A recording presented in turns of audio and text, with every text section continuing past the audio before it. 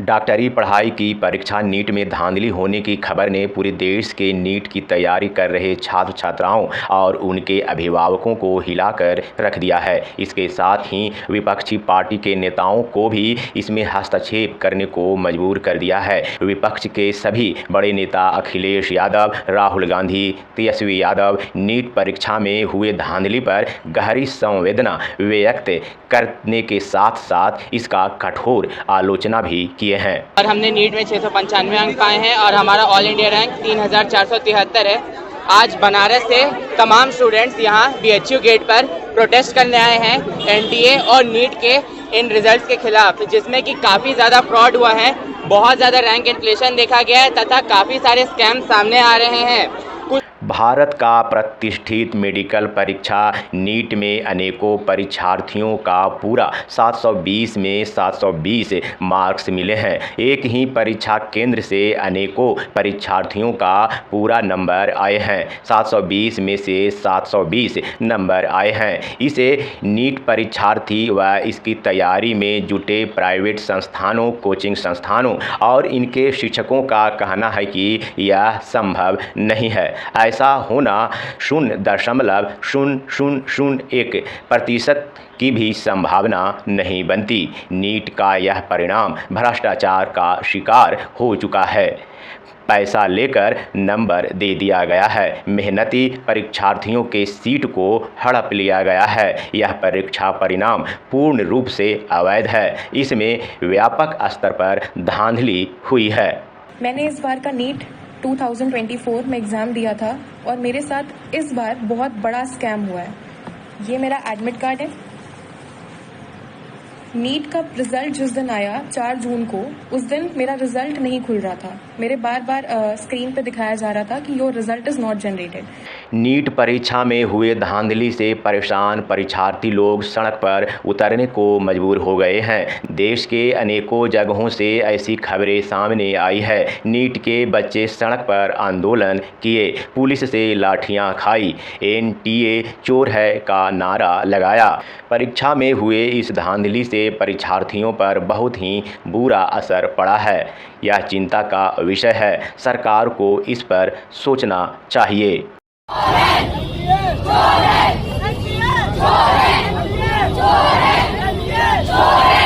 युवा कांग्रेस नेताओं नीट के इस परिणाम के विरोध में दिल्ली में सड़क पर उतरा और सरकार के विरोध में आंदोलन किया है। मौजूदा सरकार के विरोध में नारे लगाए। हालांकि युवा कांग्रेसियों का यह आंदोलन ज़्यादा समयों तक नहीं चला।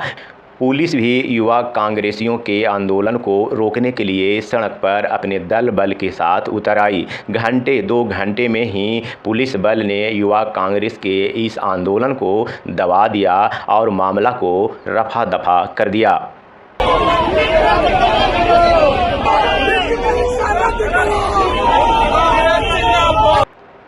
भारत के अनेकों जगहों पर नीट परिणाम के विरोध में आंदोलन हुए। पुलिस द्वारा सभी हंगामा को नियंत्रण कर लिया गया है। लेकिन सोचने वाली बात यह है कि नीट का परिणाम 4 जून को घोषित किया गया, जिस दिन 2024 लोकसभा चुनाव के परिणाम का घोषणा होने थे। 4 जून के दिन ही भारत के स्टॉक ट्रेडर के 30 लाख करोड़ रुपया डूब गया। ये सब संयोग हो सकते हैं, लेकिन 2024 लोकसभा चुनाव परिणाम, नीट परिणाम और स्टॉक ट्रेडरों के साथ धांधली होना संयोग नहीं माना जा सकता। ये एक सोची समझी साजिश है, जिसे एक दिन ही एक साथ जनता के साथ किया गया ताकि कोई इस धांधली पर शक न करे।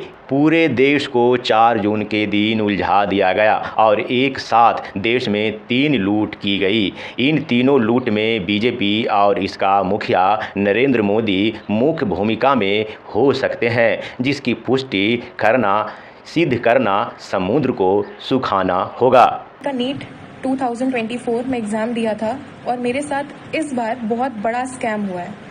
ये मेरा एडमिट कार्ड है। नीट का रिज़ल्ट जिस दिन आया 4 जून को, उस दिन मेरा रिज़ल्ट नहीं खुल रहा था। मेरे बार बार स्क्रीन पे दिखाया जा रहा था कि your result is not generated. तो मुझे लगा कि 23 लाख बच्चे हैं, हो सकता है कि ट्रैफिक लगा हो साइट पर, इसलिए मेरा रिजल्ट नहीं जनरेट हो रहा है। लेकिन उसके 1 घंटे बाद मेरे पास NTA की तरफ से ईमेल आता है कि your result can not be generated, क्योंकि मेरा रिजल्ट जनरेट नहीं हो सकता, क्योंकि उनको मेरी OMR टॉर्न और डैमेज्ड मिली है। इतना सुनने के बाद में मैं और मेरी फैमिली पूरा शॉक में चले गए। लेकिन मेरी मम्मी, उन्होंने मेरा बहुत सपोर्ट किया और मुझे डिप्रेशन में नहीं जाने दिया।